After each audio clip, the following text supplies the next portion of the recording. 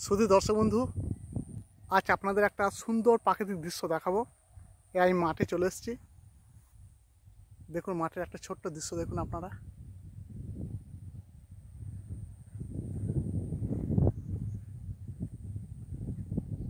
দেখতে পাচ্ছেন মাঠে একটা ছোট্ট দৃশ্য দেখুন, আপনাদের মন আনন্দে ভরে যাবে।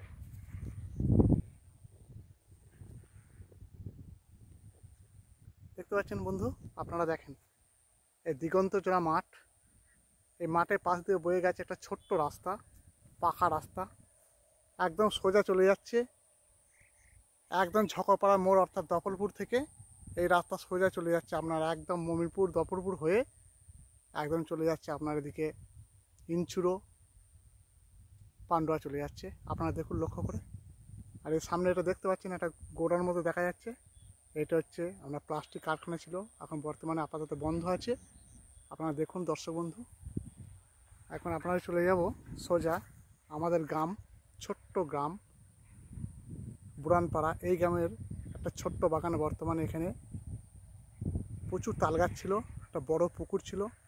এখন বর্তমানে এটা খুব ছোট হয়ে গেছে, গাছগাছালি সব কাটা হয়ে গেছে। আপনারা দেখতে পাচ্ছেন এই কটায় এখন গাছ আপাতত আছে। এই জায়গা এখন চাষযোগ্য হয়ে গেছে, চাষ হচ্ছে। দেখুন দর্শক বন্ধু, এই যে একটা জায়গা দেখতে পাচ্ছেন, এই জায়গাতে অসংখ্য গাছ ছিল, এখন খুব অল্প গাছ আছে। তার পাশে একটা ছোট্ট পুকুর আমাদের দেখানো যাচ্ছে না। এই যে সমস্ত জমিগুলো আছে আপনারা দেখতে পাচ্ছেন, এই জমির গাছ আছে। আর আপনাদের পুকুরটা দেখাতাম।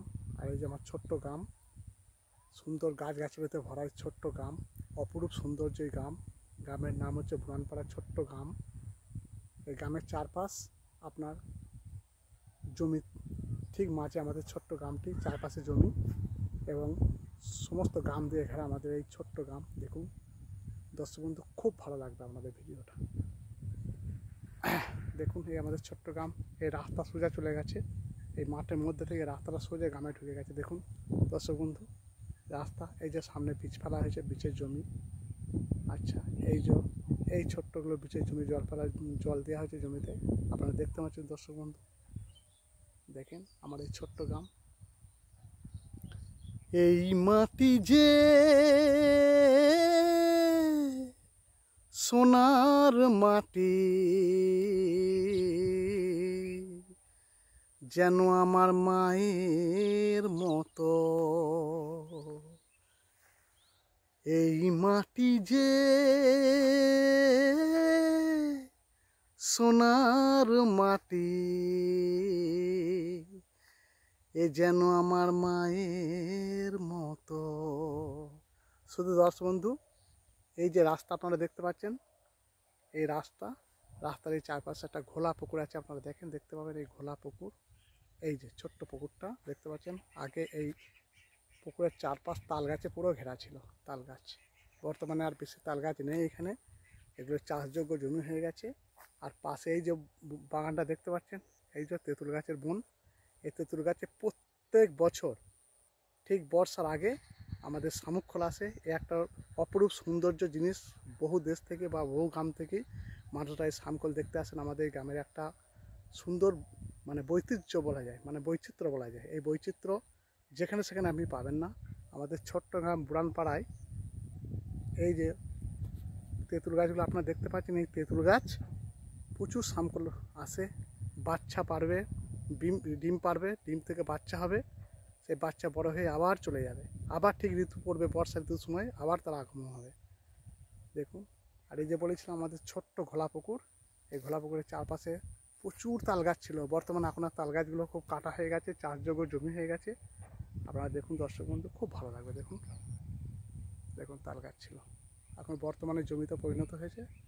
দেখুন এগুলো গাছ ছিল, গাছ কাটা হয়ে গেছে। প্রচুর গাছ ছিল, এখন চাষযোগ্য জমি হয়ে গেছে। শুধু দর্শক বন্ধু, আমার এই ভিডিও আপনাদের কেমন লাগলো? যদি ভালো লাগে অবশ্যই আমার চ্যানেলটা সাবস্ক্রাইব করতে ভুলবেন না, এবং পারলে চ্যানেলটিকে লাইক করবেন, এবং প্রতিদিন ভিডিও পেতে আমার চ্যানেলটিকে সাবস্ক্রাইব করবেন এবং ভিডিওতে লাইক দেবেন। হে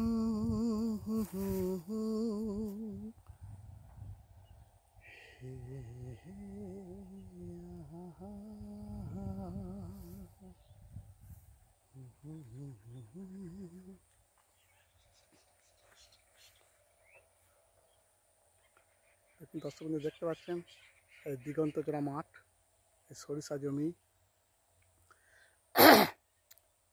পাশে একটা ছোট্ট গ্রাম দেখা যাচ্ছে। এই যে একটা দেখা যাচ্ছে, আপনি দেখুন দেখাচ্ছে আপনাদের, এটা হচ্ছে কোল্ড স্টোর। এটা ভবানন্দপুর গ্রাম কোল্ড স্টোরেজ, আলু সংরক্ষণ করা হয়।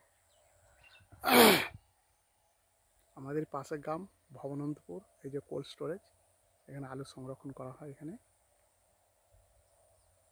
দেখুন আপনাদের কেমন লাগবে। দেখুন দর্শক বন্ধু, আজকেই আমাদের প্রাকৃতিক পরিবেশের চিত্র আপনাদের দেখালাম।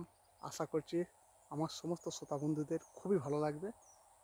আর এই প্রাকৃতিক সৌন্দর্য একমাত্র আমাদের গ্রামেই আছে। যে কোনো গ্রামে গেলে আপনি প্রাকৃতিক সৌন্দর্য দেখতে পাবেন, কেননা শহরের সঙ্গে গ্রামের এইটা একটা পার্থক্য। শহরে এত সুন্দর মৃদুমন্দ বাতাস